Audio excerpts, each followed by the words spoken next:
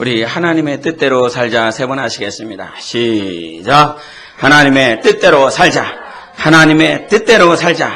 하나님의 뜻대로 살자. 아멘. 이 말씀이 여러분 영적 생활에 나를 세우고 때가 결론은 이 말씀, 이 고백, 하나님의 뜻대로 살자. 예배를 드리는 이유도 하나님의 뜻대로 살고 있는가 하는 그런 가늠자가 예배 가운데 진행되어지기 때문에 예배를 드리는 것입니다. 지난 집회 때 청년들과 예정에 대해서 잠시 나누었습니다. 예정은 무엇을 예정하셨을까? 그런데 예정을 말을 하니까 다 예정이라고 막 얘기를 해서 제가 막 부담이 됐어요. 다 예정이라는 거예요. 다. 그럼 가룟 유다가 가는 건 예정입니까? 다 예정이면 가룟 유다가 예수를 파는 것도 예정이냐 이 말이죠. 예정과 다 예정이라 그랬을 때 예정은 하나님의 경영 가운데 반드시 되어질 일들 그것들을 예정이라 합니다. 그래서 우리 청년 집회 때 청년들은 들었지만 예정이라고 하는 것은 예수 십자가의 죽음과 부활은 예정되어 있는 것입니다. 그리고 우리를 하나님의 자녀 삼아주시는 것도 예정되어 있는 것이고 하나님의 나라를 우리에게 상속하실 것이다 라고 하는 것도 예정입니다. 그래서 이 하나님의 계획 가운데 정말 반드시 이루어져야 될 것들이 예정입니다. 그런데 예정과 함께 알아야 될 것은 무엇이냐면 섭리라 하는 것입니다. 섭리. 이 마리아에게 네가 예수 그리스도 아들을 잉태할 것이다 라고 말씀을 하셨어요. 그런데 구약에서는 이 여자를 동정녀라고 그랬지 마리아라고 말하지 않아요. 여자가 있을 것이다 라고 말을 하지요. 그 많은 여자들 가운데 어느 한 여자에게 하나님의 섭리가 있는 것입니다. 그래서 그 섭리를 받아들였을 때 하나님의 뜻 가운데 사용받게 되는 것이죠. 그래서 우리가 예정과 섭리를 절대적으로 혼동하지 않기를 바랍니다. 예정과 섭리. 그래서 하나님은 오늘도 우리를 섭리하시는 분이십니다. 하나님의 뜻 가운데 서고 또 하나님께서 우리가 엎어졌지만 좌절했지만 다시 섭리하여 주시는 것입니다. 근데 이것이 엎어지는 것이 예정되었다 이렇게 성경은 말하지 않습니다. 둘째 아들이 아버지를 떠나서 허랑방탕하게 사는 것이 아버지께서 창세전에 예정하셨다 이렇게 말하지 않습니다. 아버지를 떠난 것은 자기의 마음이었고 자기의 뜻이었습니다. 그래서 그는 자기의 마음을 따라 떠난 것이죠. 그런데 하나님의 섭리라고 하는 것은 그가 허랑방탕하게 지내고 있음에도 불구하고 기다리시고 찾으시고 하는 사건들이 있지요. 그 누가복음의 이 둘째 아들 탕자 사건 가운데서 이 누가복음에 계속 등장하는 세 가지 비유가 있지 않습니까? 그렇죠? 둘째 아들 탕자에서 그 비유가 세 가지가 있잖아요. 첫 번째는 뭐예요? 첫 번째가 뭐죠, 예성님? 네. 예수님께서 99마리 양이 있었는데 한 마리 양을 찾으러 가시는 거지 않습니까? 두 번째는요? 어떤 여자가 돈 잃어버렸지요. 그래서 막 찾잖아요. 돈을 잃어버리는 게 예정이 되어 있는 것이 아니고 한 양을 잃어버리는 것이 예정이 된 것이 아니라 그 목자가 찾으러 간다 이 말이죠. 그 여자가 돈을 찾는 것이지요. 마찬가지인 것입니다. 아버지가 아들을 찾으시는 것입니다. 그가 타락하고 좌절할 수밖에 없는 절망으로 떨어지는 그 과정이 예정된 것이 아니라 자기 마음대로 간 것이지요. 그러나 만약에 그것이 결정이 되어버렸고 끝나버렸다면 우리에게는 복음이 없습니다. 우리에게는 희망이 없습니다. 그러나 하나님께서 하나님의 뜻 안에 우리를 부르시고 찾으시는 것이 하나님의 섭리인 것입니다. 오늘도 하나님이 우리를 포기하시지 않습니다. 계속 찾아주시는 것입니다. 그래서 절망에 있어도 좌절에 있어도 낙심에 있어도 우리가 뭔가를 잘 해보려고 그러잖아요. 저도 잘 하려고 그럽니다. 중국에 가서 하나도 실수를 안 했어? 실수를 해갖고 와야지. 아무것도 안 해 실수를 안 했다는 거야. 그런데 우리가 실수를 했어도 하나님은 우리를 포기하지 않기 때문에 그것이 복음이었습니다. 주님께서 십자가에서 죽어주신 것은 우리가 잘났기 때문에 십자가에서 죽으신 것이 아니라 죄 가운데 살아갈 수밖에 없고 그 죄를 벗어버릴 수 없기 때문에 십자가에서 죽으신 것입니다. 그것이 복음인 것입니다. 내가 죄가 있다. 내 안에 죄성이 있다. 이것을 빨리 발견할 때 복음을 더 빨리 발견할 수 있습니다. 그러나 나의 의, 나의 자랑, 나의 열심이 여러분을 덮고 있다라고 그런다면 여러분을 복음을 늦게 찾을 수밖에 없습니다. 복음은 예수요. 복음은 우리 안에 하나님께서 임하신 하나님이 뜨신 것입니다. 그래서 예정을 말을 할 때에 하나님께서 계속 결부시키는 것들이 있는데 그 말씀을 한번 보기를 원합니다. 에베소서 1장 5절을 보겠습니다. 에베소서 1장 5절 같이 읽겠습니다. 에베소서 1장 5절 찾으시고 계시는 분들은 잘 들으시면서 찾으세요. 1장 5절 시작. 그 기쁘신 뜻대로 우리를 예정하사 예수 그리스도로 말미암아 자기의 아들들이 되게 하셨으니 9절 시작. 그 뜻의 비밀을 우리에게 알리신 것이요 그의 기뻐하심을 따라 그리스도 안에서 때가 찬 경륜을 위하여 예정하신 것이니 11절. 모든 일을 그의 뜻의 결정대로 일하시는 이의 계획을 따라 우리가 예정을 입어 그 안에서 기업이 되었으니 예정이 무엇과 함께 연결되어져 가냐면 하나님의 뜻과 함께 연결되어져 가고 있습니다. 그 기쁘신 뜻대로 우리를 예정하셨다. 9절에는 그 뜻의 비밀로 예정하신 것이다. 11절에는 예정을 입어 그 안에서 기업이 되었다. 이렇게 말씀을 하시면서 계획을 따라 우리가 예정을 입었다. 예정을 하셨다라고 하는 것은 하나님은 뜻을 두셨다라고 하는 것입니다. 그래서 하나님은 어떠하신 분이시냐라고 여러분이 누군가가 물어본다면 하나님은 누구십니까? 여러분이 대답할 수 있어야 됩니다. 하나님은 어떠하신 분이시냐? 하나님은 뜻을 가지고 계신 분이시다. 이렇게 말을 할 수 있어야 됩니다. 오직 하나님만이 뜻을 가지십니다.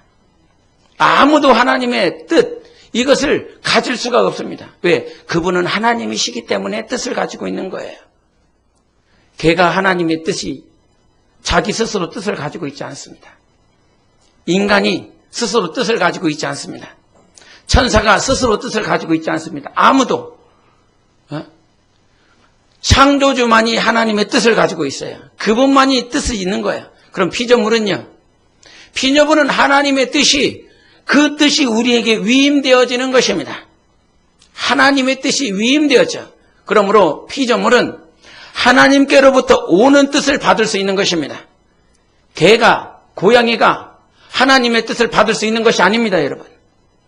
하나님의 뜻이 임하여 무릎 꿇고 기도하며 눈물 뿌리며 내가 하나님의 뜻을 알았노라고, 내가 하나님의 뜻을 깨달았노라고 그렇게 하지 않습니다. 비조된 짐승은 하나님의 뜻을 알 수 없고 깨달을 수 없습니다. 천사는 하나님의 뜻을 이가 수용하는 것이 아니라 그냥 그 뜻에 굴복하여지는 것입니다. 마치 그 하나님의 뜻이라고 하는 그 뜻을 집 안에 두어 로봇에게 삽입하는 것처럼 그 뜻을 내가 받을까 말까 수용 여부를 자기가 판단하는 것이 아니라 천사는 하나님의 뜻을 그냥 받들어야 되는 것입니다. 굴복해야 되는 것입니다. 복종해야 되는 것입니다. 그러나 인간에게는 하나님께서 마치 마이크로칩을 삽입하는 것처럼 로봇처럼 만든 것이 아니라 하나님의 뜻을 수용할 것이냐 말 것이냐를 물어보시는 것입니다. 그것이 섭리라 는 것입니다. 이 뜻을 받을 것이냐 말 것이냐, 이 뜻을 받는 자는 하나님의 섭리를 받아들이는 것입니다. 그래서 성경은 계속 영접하라라고 말씀을 하고 계세요. 하나님의 뜻을 영접해야 사는 것입니다. 할렐루야. 하나님의 뜻을 영접하십시오. 영접해야 사는 것입니다. 나를 만드실 때, 하나님은 나를 만드실 때, 여러분을 만드실 때 내가 이거 반드시 굴복하리라, 복종하리라가 아니라 그 뜻을 마음 다하여, 정성 다하여, 목숨 다하여 이것을 받아들이라 하는 것입니다. 그와 같이 받아들일 때에 하나님의 창조 목적이 여러분에게 이루어지는 것입니다. 그래서 당신은 인간인 거예요. 사람인 거예요.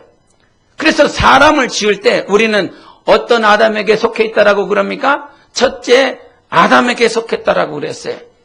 이 첫째 아담을 무슨 영이라고 말을 합니까? 사는 영이라 하는 것입니다. 예수 그리스도는 둘째 아담이요 마지막 아담으로서 그는 살리는 영이십니다. 살리는 영이 오셔서 사는 영을 살게 하시는 것입니다. 그래서 첫째 아담은 첫째 아담을 못 살립니다. 살리는 영이 아니기 때문인 것입니다. 살릴 만한 능력과 생명이 없기 때문인 것입니다. 그래서 사는 영은 스스로 살고 있는 거예요. 스스로 살고 있는데 이 마귀로 인하여 사단으로 인하여 사는 영이 절제가 되었고 죽어버렸어요. 사는 영이다, 첫째 아담이다, 생영이라고 했을 때 그 코에 생기를 불어넣어 주셨습니다. 우리가 살 수 있는 것은 하나님께서 우리 영혼에 생기를 불어넣으실 때에 우리의 영이 하나님께로부터 하나님의 생기가 우리 안에 진입되어졌을 때에 그때 사는 것입니다. 여기서도 고백해, 여기서 말을 할 때 나는 무슨 100m 달리기 하고 말을 하는 줄 알았어요. 헉헉대는 바람에 나는 어디서 뛰고 왔나. 이 마스크 하나 낀 것도 우리의 육신이 헉헉대면서 말을 제대로 못하지 않습니까? 그런데 우리의 영혼이 죄로 차단이 되어서 하나님께서부터 공급해주는 그 생기가 호흡이 진입이 되어지지 아니한다면 우리의 영혼은 죽을 수밖에 없는 것 아닙니까? 하나님의 호흡이 여러분 영혼 안에 들어가야 되는 것입니다. 그래야 호흡이 되어지는 것입니다. 폐를 가지고 있는 사람이 폐를 절단을 했어요. 이게 얼마나 큰 치명적인 것입니까? 작은 것에도 이 호흡하는 것들에 대해서 굉장히 민감해하지 않습니까?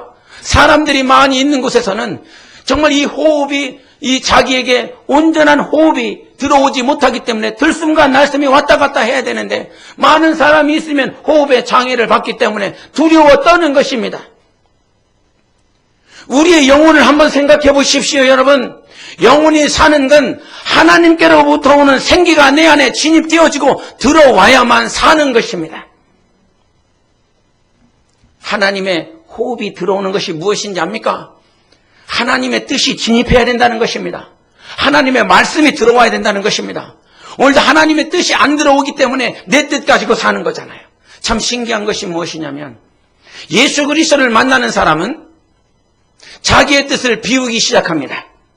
참 놀라운 거예요.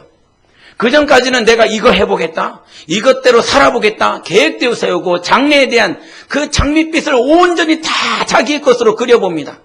그러다가 예수를 만났어요. 예수를 만났는데 그 예수를 만나니까 이렇게 자기 뜻을 쫓아 살려고 했었던 그 방향들이 처음에 확 돌아집니까? 안 돌아집니까? 잘 안 돌아지지요. 계속 조금씩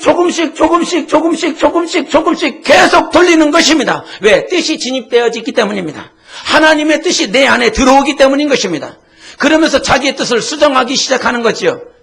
그래서 이것을 회개라고 그러지 않습니까? 집회 때 한 목사님이 회개를 이렇게 얘기하더라고요. 회개. 많은 사람들이 회는 된다는 거예요. 왜?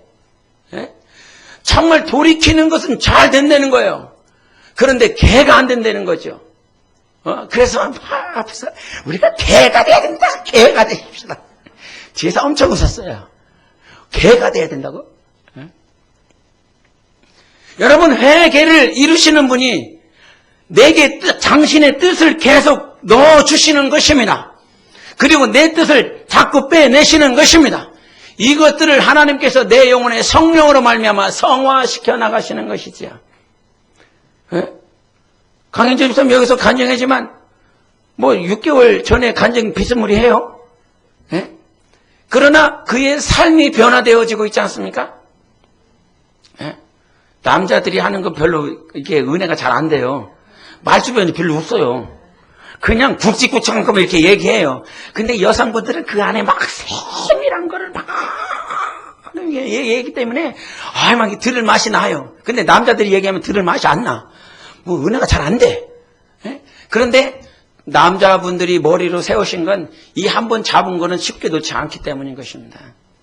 그 굵은 것 같고 정말 세밀한 것 같지 않지만 요거 하나는 굳게 잡고 있다는 것입니다. 그래서 남자들을 하나님께서 머리로 세우신 거죠. 제가 남자처럼 보여요, 여자처럼 보여요. 예? 여러분, 우리 삶에 하나님의 뜻을 진입시켜 주도록 성령께서 일하고 있음에 감사하시기를 바랍니다. 평생 사는 날 동안 하나님의 뜻이 역사하고 있다. 하나님의 뜻이 내 안에 들어오고 있다. 그래서 여러분, 우리의 신앙생활은 말씀의 작용이 있어야 되는 것입니다. 말씀이 내 안에서 작용이 있어야 되는 거예요. 계속 움직여지게 하는 것. 그래서 신앙생활을 잘하려는 사람은 계속 그 말씀이, 그 뜻이 나를 붙잡고 있는 것이죠. 어제도 터미널 가서 전도를 했어요. 신세계백화점 앞에서 전도를 했더니 신세계백화점 관계자가 나왔대요. 제가 없을 때 나온 것 같은데. 나와갖고 여기서 앞에서 하면 안 된다고. 그래서 30분만 하겠다고. 그랬더니 저 이렇게 대문 앞에 서 있더라고요. 그래갖고 갔죠. 갔더니 그러면 니네 땅이 어디까지야? 그랬더니 이 장애물 블럭, 이 노란 블럭 있잖아요. 보도에 가면 이렇게 인도에 그러면 거기까지 가는 거예요. 그 앞에까지는 그 앞에 가서는 해도 된다는 거예요. 그러냐?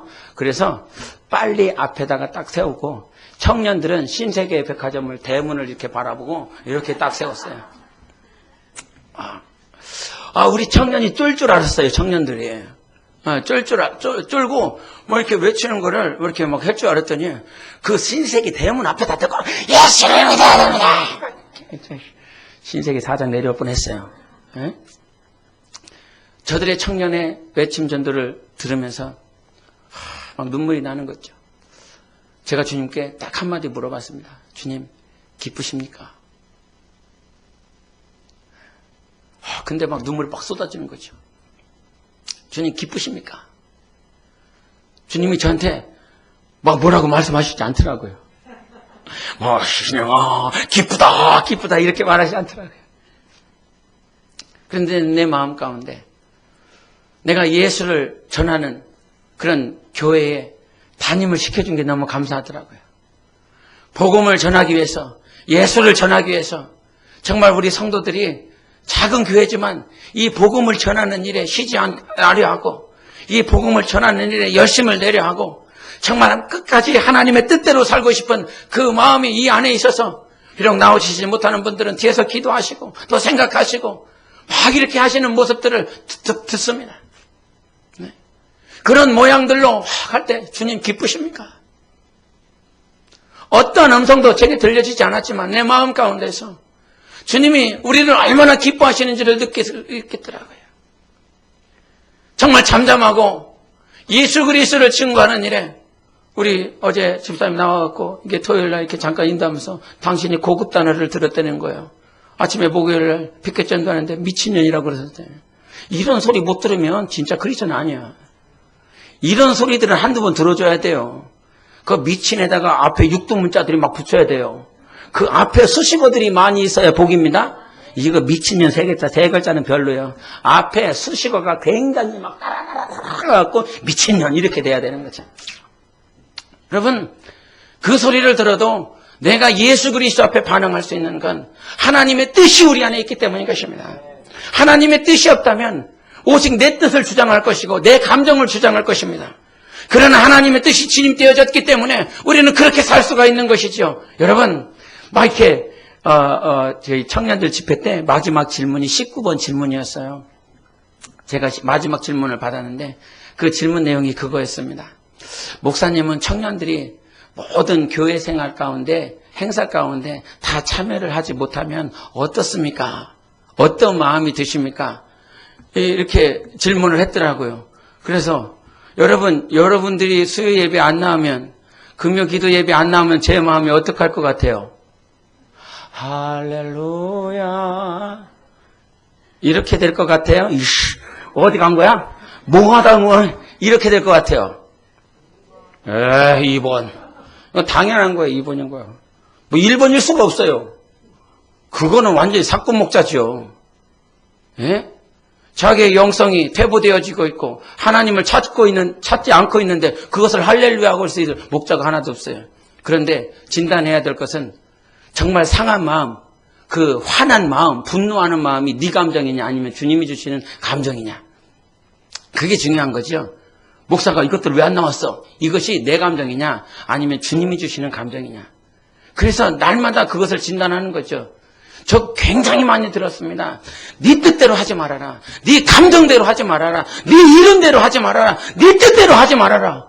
그런데 실상 많이 들었지만 정작 영적 생활, 신앙 생활, 분쟁이 이루어지고 갈등이 이루어지고 그 상황 가운데 들어갔을 때 내 뜻대로 움직였느냐 아니면 하나님의 뜻대로 움직였느냐, 네 감정이 지금 발동하고 있느냐 하나님의 감정이 움직여지고 있느냐. 여러분, 우리는 그것이 되어지지 않기 때문에 항상 예수 그리스도 앞에 조명이 되어져야 되는데, 그 예수 앞에 조명이 되어져야 된다는 것은 단 한 가지인 것입니다. 하나님의 뜻으로 조명받으십시오. 하나님의 말씀으로 조명받아야 되는 것입니다. 가치 기준이 다른 데 없어요. 말씀에 있는 것입니다. 그래서 말씀 앞에 가야 되는 것이고 그 말씀 앞에 서야 되는 것이고, 코람데오라라고 하는 말은 하나님 앞에 서라라고 하는 말이에요. 이스라엘 백성들이 신명기 6장 4절부터 7절까지 말씀하시는 것은 이스라엘아 들으라는 것입니다. 뭘 들어요? 말씀을 듣는 것 아닙니까? 이 말씀이 기준되어서 자꾸 청년집회 얘기를 해서 죄송해요. 근데 그 질문 가운데 청년들이 이런 질문을 했어요. 여러분에게도 동일하게 질문을 하는 거예요. 잘 들어보세요. 그리고 답변을 한번 해보세요. 다윗은 구약 사람인데요. 아브라함은 구약 사람인데요. 모세도 구약 사람인데요. 이 사람들은 구약 사람이기다. 예수 그리스도를 십자가를 경험하지 못했는데 이 사람들 구원 받았습니까? 안 받았습니까? 이런 얘기를 하더라고요. 아마 청년들은 이렇게 그것이 굉장히 중요해서 질문을 했겠죠. 이 내용 성경교사 아카데미 때 다 했습니다. 할렐루야. 토요일날 맨날 강의할 때 다 했습니다. 근데 어떤 청년이 했는지 모르겠지만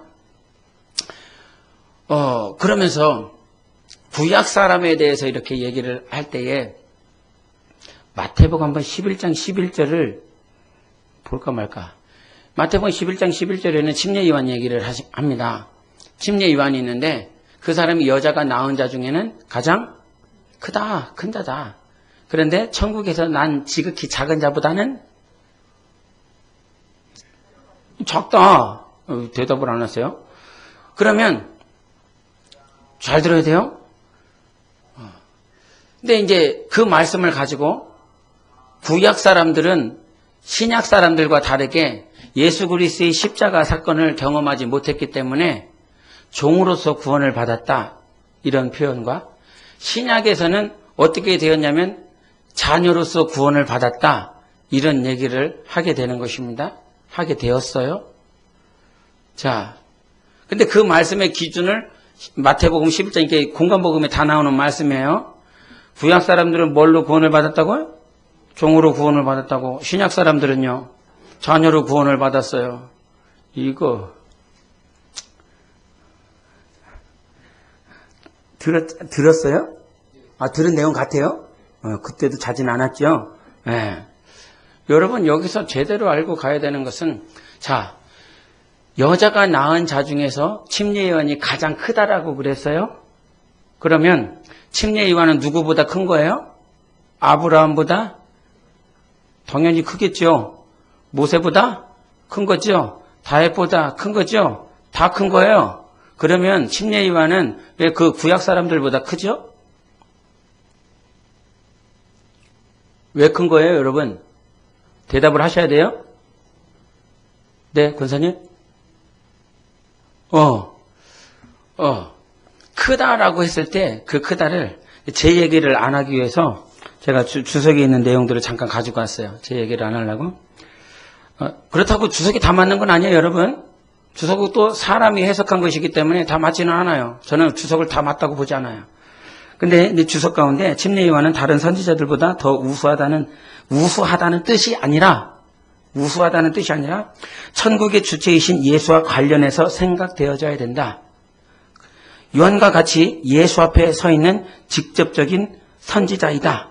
요한은 예수 앞에 서 있는 직접적인 선지자이다. 무슨 말인지 이해하세요? 자, 구약의 모든 선지자들은 메시아 왕국을 멀리서 고대한 자들이다.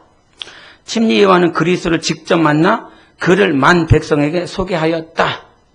그죠? 무슨 차이인지 기억하십니까, 여러분? 이해하십니까? 자, 구약 선지자들 중 최고의 위치에 이른 것이다. 왜?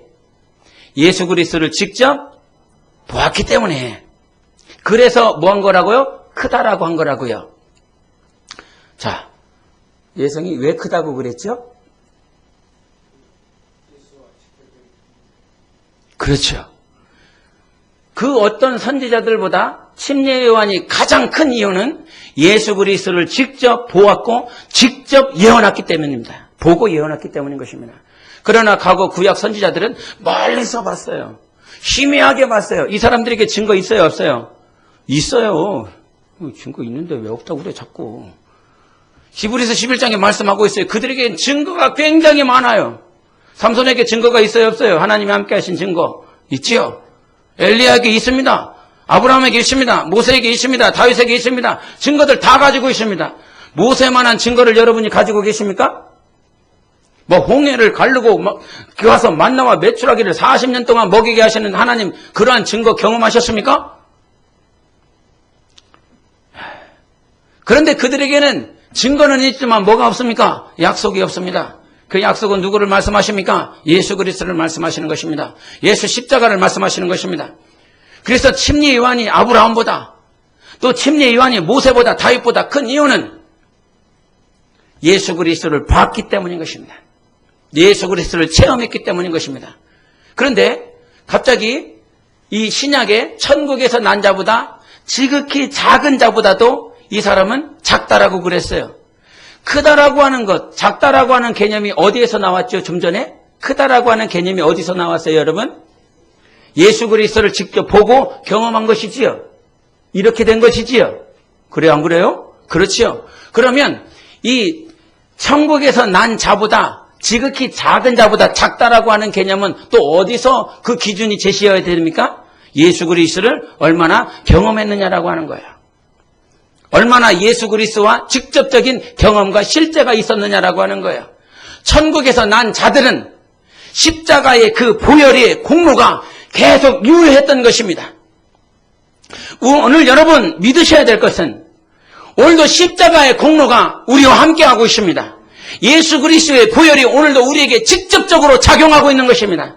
그래서 예수 이름으로, 예수 보혈로 의지하여 기도할 때에 하나님은 단 한 번도 내가 생각해볼게 말씀하시지 않습니다.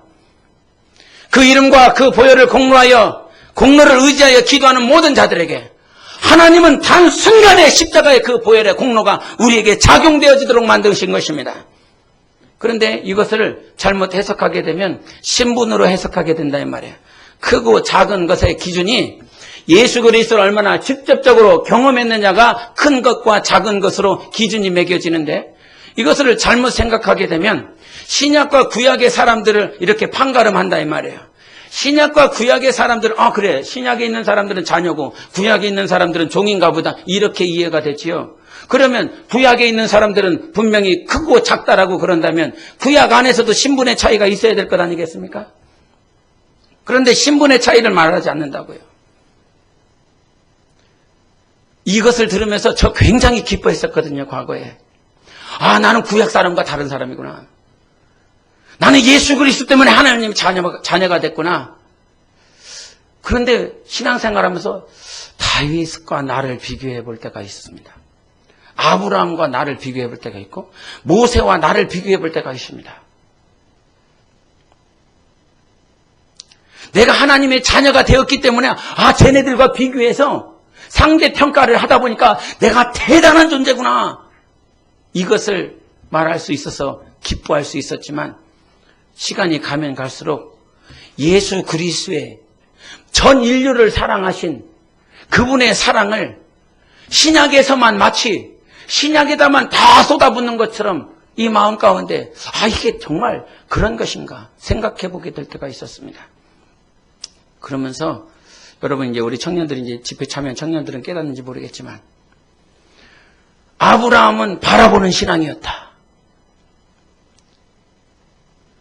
모세도 바라봤다.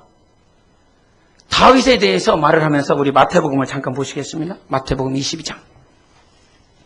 마태복음 22장. 여러분 이 말씀을 잘 들으셔야 됩니다. 22장 43절 44절.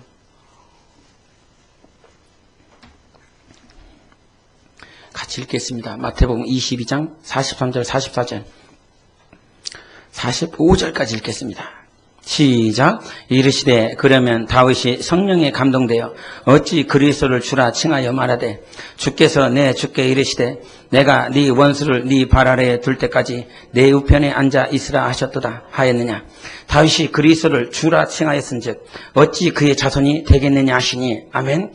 여기서 다윗은 예수를 뭐라고 말씀하십니까? 주라고 말씀하고 있습니다. 이에 믿음이 온전한 것입니까? 불완전한 것입니까? 온전한 것입니다.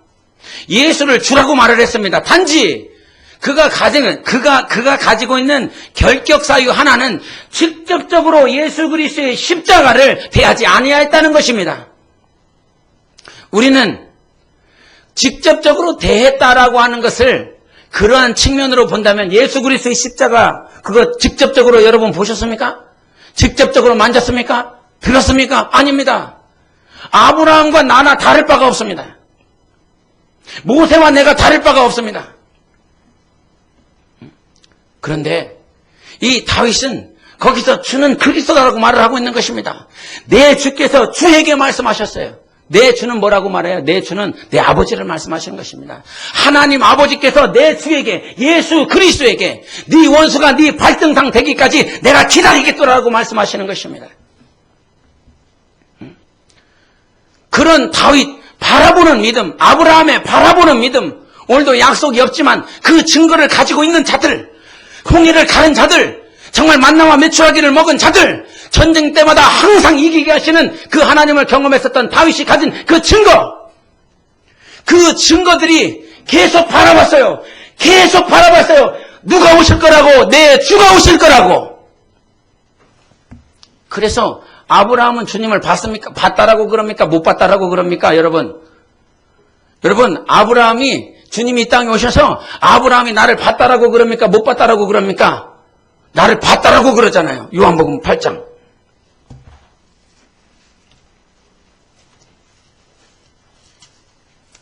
(8장) 56절을 보겠습니다. 요한복음 8장 56절. 우리 한번 권원 형제가 한번 읽어줄래요?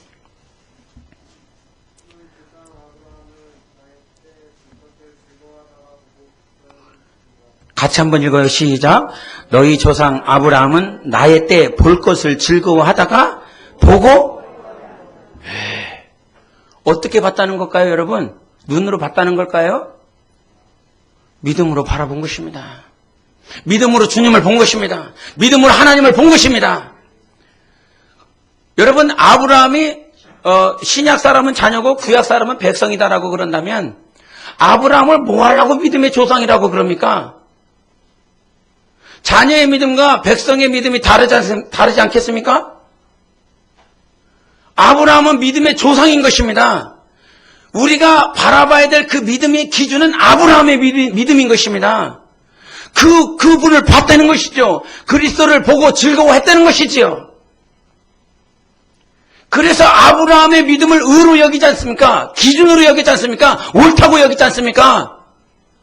그런데 나는 자녀고 저는 백성이라고 종이라고 여러분 종으로서 구원받는다는 말씀 있으면 가져와 보세요. 종으로서 구원받으리라. 말씀 가져와 보세요. 하나님의 말씀은 에베소서 1장 5절에 모든 인류는 하나님의 아들들 되게 하시겠다고 말씀해 주셨어요. 보고 그리스도를 봤다는 거죠. 그리스도를 봤고 우리는 그리스도를 만졌다. 그래서 요한복음에는 계속 증언을 말을 해요. 증거를 얘기를 해요. 말씀 암송하시는 분들은 이게 보면 이게 계속 이게 외우다 보면 알겠지만 증언. 내가 내 아버지를 증언한다. 아버지가 나를 증언한다. 그분의 말씀이 나를 증언한다. 나를 보내신 이가 나를 증언한다. 요한에게 증거가 있는데 내게는 더 큰 증거가 있다. 그래서 아버지께서 내게 맡겨주신 그 일이 아버지께서 나를 보내준 것을 증언한다. 증거한다. 계속 증언을 얘기를 하고 있어요. 그래서 요한 이후로부터 공관복음 이후로부터 신약에 있는 모든 사람들은 보고 만지고 들은 것으로 말미암은 증인으로서 믿음을 가지고 있는 것입니다. 그래서 요한 1서에 그러잖아요. 우리는 태초에 계신 말씀에 대하여 보고 듣고 만진 바 되었다라고 말했어요.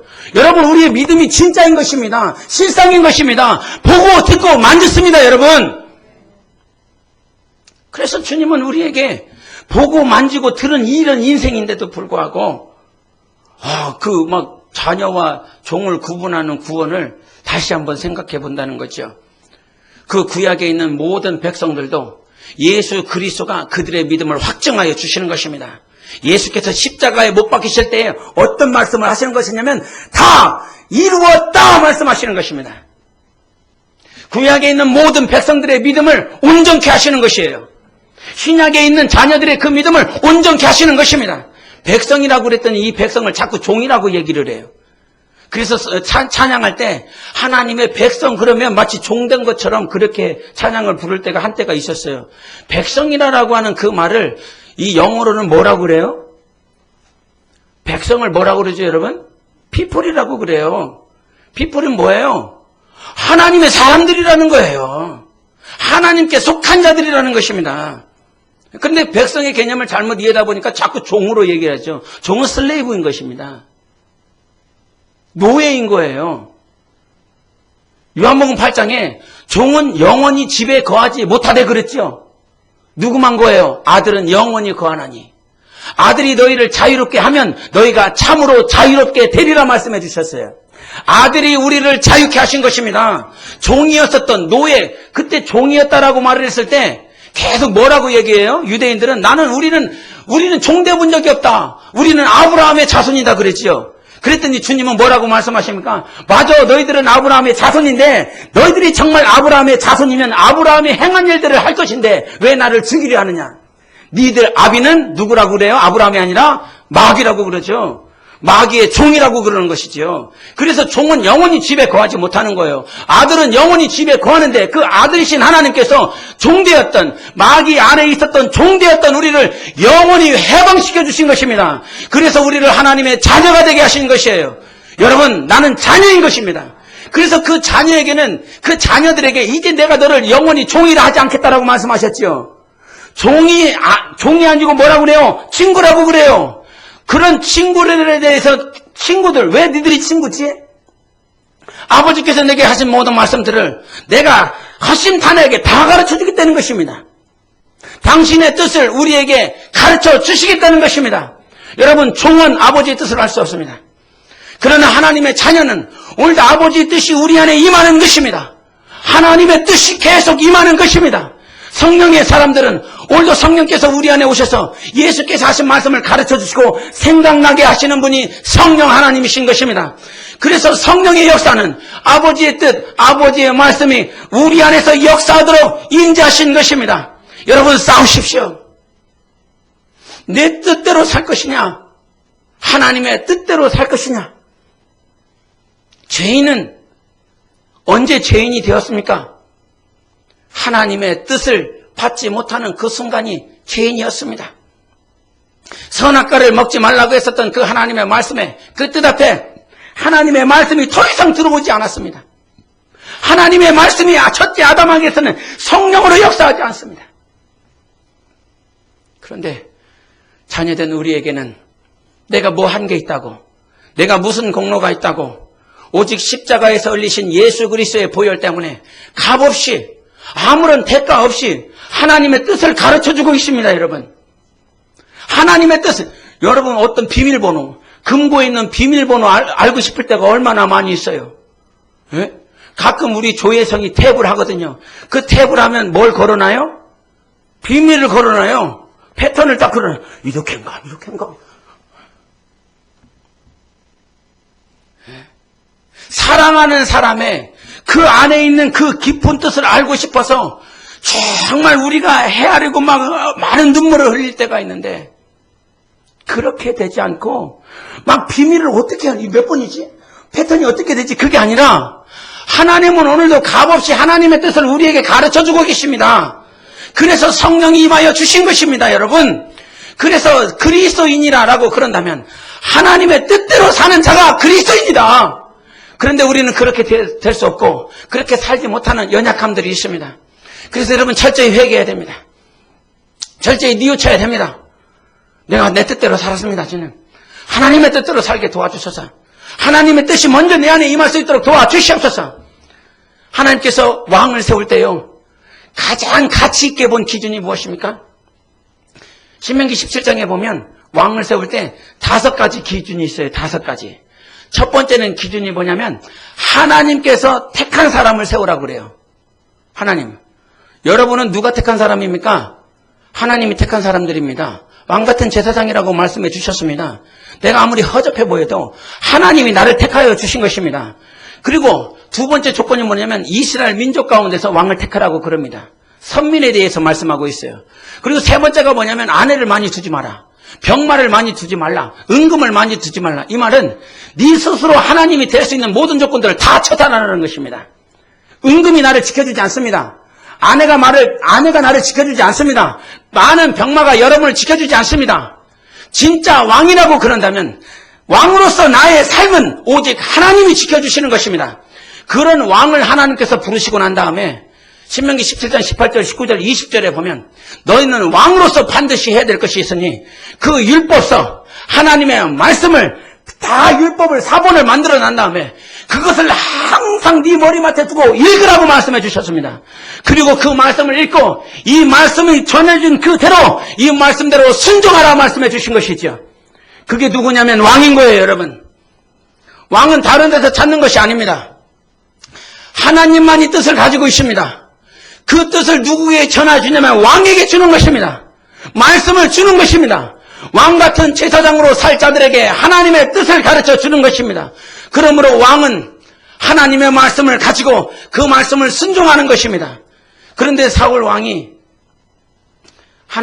하나님께로부터 폐위가 되었을 때 왜 폐위가 되었죠? 그 왕위를 왜 빼앗겨졌습니까? 단 한 가지였어요. 길갈에서 제사 지낼 때 누가 필요했습니까? 제사장이 필요했습니다. 그런데 제사장이 없는 그 자리, 제사장이 제사를 지내야 된다. 이건 하나님의 말씀인 것입니다. 그런데 그는 하나님의 말씀을 어기고 제사장이 아니라 자기 스스로 백성을 위한답시고 자기 혼자 제사 지냈어요. 두 번째 사건, 왕위를 폐위된 사건, 두 번째 사건은 어떤 사건이에요? 아말렉 사건이지 않습니까? 다 처단해라. 아무것도 남기지 말아라. 하나님은 말씀하셨어요. 그러나 자기 스스로 제사 드리고 싶어서 또 하나님의 말씀을 어깁니다. 이게 굉장히 중요한 겁니다, 여러분. 주님 앞에 섰을 때 왜 주님이 나를 모른다라고 말씀하시죠? 내 아버지의 뜻대로 하지 아니하였다라고 말씀하시지 않습니까? 하나님의 뜻대로 살려고 하는 자들을 주님이 붙잡아 주시는 것입니다. 왜 주님께서 둘째 아들을 저 멀리 내모실 수밖에 없냐면 지 뜻대로 살기 때문인 것입니다. 하나님은 한 번도 네 뜻대로 살아라 원하시는 일이 없습니다. 하나님의 뜻대로 살고 싶어 돌아오는 자들을 주님께서 인도하시는 것입니다. 하나님의 뜻대로 정말 그 아버지 집에 거하고 그 아버지의 뜻대로 살고 싶어 하는 자들을 하나님께서 안아주시고 가락지를 껴주시고 옷을 갈아입혀 주시고 하나님이 역사하시는 것입니다. 여러분, 때때로는 이게 아까 이게 19번 질문 그거 하다가 지금 여기로 왔어요. 목사님을 볼 때 그가 다 하지 못하는 청년들을 볼 때 어떤 마음이 듭니까? 당연히 기분이 좋지 않지요. 당연히 기분이 언짢지요. 그러나 하나님의 안목 가지고 나를 본다라고 그런다면 나는 뭐 다 하나? 나는 뭐 교회 생활이라고 하는 그 교회 생활을 다 하고 있나? 그 기준으로 본다면 나 역시 하나님이 나를 언짢아 하신다면 나는 어떻게 되는 거지?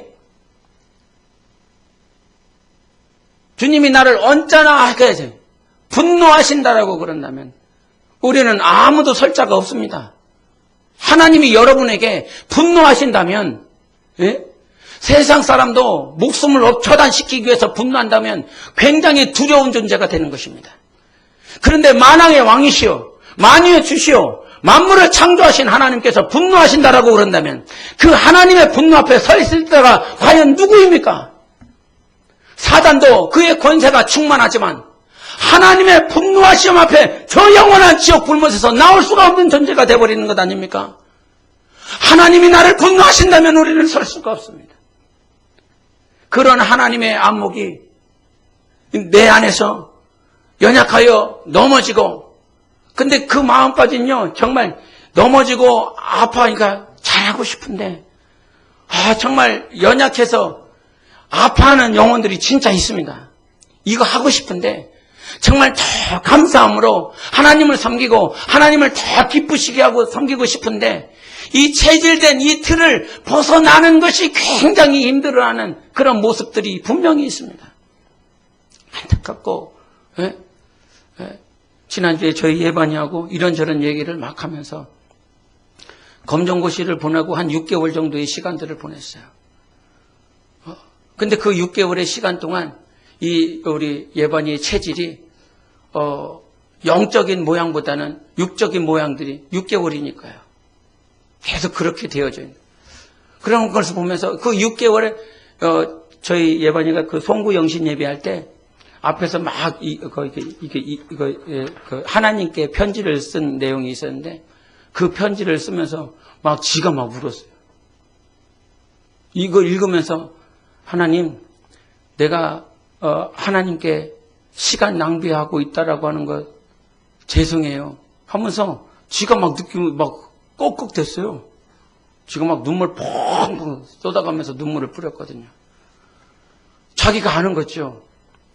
자기가 시간 낭비하고 있다라고 하는 사실을 하나님께서 가르쳐 주신 거예요. 그래도 감사하게 그 편지를 쓰면서 하나님의 인지를 받은 거죠. 그런데 그러한 삶을, 그러한 패턴을 이겨내는 것이 쉽지 않으니까 얘기를 하면서 막 눈물을 이렇게 뿌려.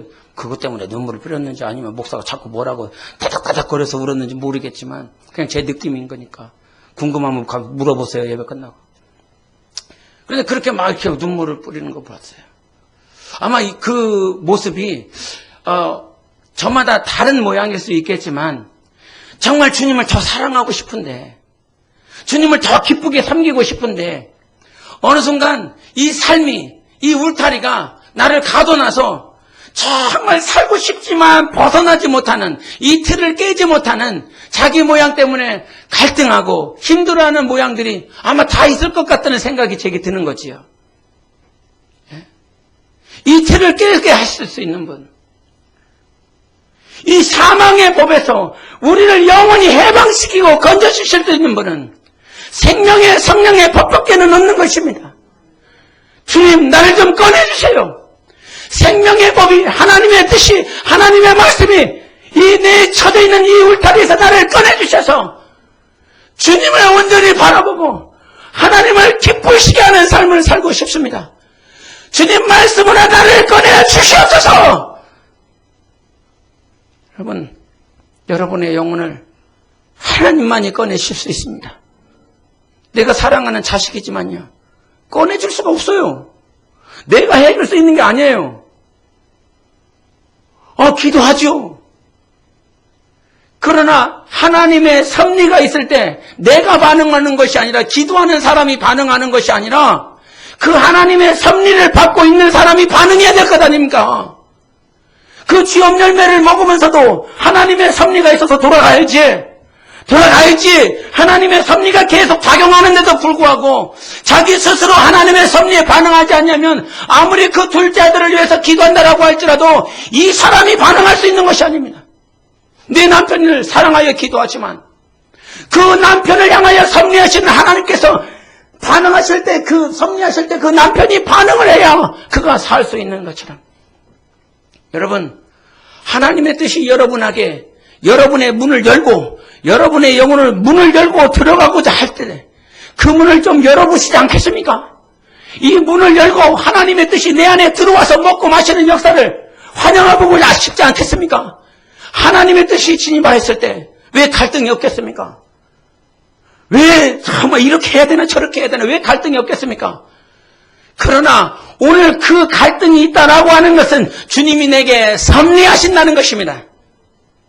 갈등이 없는 사람은 하나님이 섭리하고 있는지를 모르는 거예요. 라우디게아 교회처럼 살 것입니까?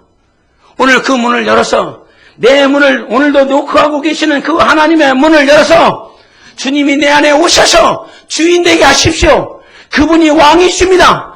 그 만왕의 왕이 내 안에 오셔서 나와 같은 존재와 같이 먹고 마시겠다라고 말씀해 주셨어요. 사울처럼 하나님의 말씀을 폐하지 말고 그 하나님의 섭리된 그 말씀이 내 안에 들어와서 이 말씀을 읽고 그 머리맡에 두었던 그 말씀을 읽고 이 말씀대로 살아보지 않겠느냐 하실 때에 하나님은 우리를 왕으로서 세워주시고 그 영원한 나라에서 왕같은 제사장 영광을 가지고 설 수 있을 것입니다. 반드시 그렇게 주님이 하시는 것입니다. 내 뜻을 붙잡고 있으면 당신의 내가 죄인입니다 라고 하는 증거를 가지고 있지만 내 뜻을 내려놓고 하나님의 뜻을 붙들고 있으면 나는 하나님의 자녀요. 왕 대신 예수 그리스도가 오늘도 내 안에서 하나님의 영광으로 충만하게 나와 함께 하고 있음을 증거하고 있는 것입니다. 하나님의 뜻을 주장하십시오. 오늘 여러분은 하나님의 뜻을 모르는 것이 아닙니다. 하나님의 뜻을 다 알고 있습니다. 왜? 성령님이 가르쳐 주시니까요. 목사가 그 어떤 아름다운 형용사로 다 말을 해준다라고 할지라도 성령이 가르쳐 주시지 아니하면 그 뜻을 알 수 없지만 오늘도 여러분 안에 계신 성령님께서 이미 가르쳐 주셨습니다. 그 뜻을 붙들고 승리하시는 여러분 되십시오.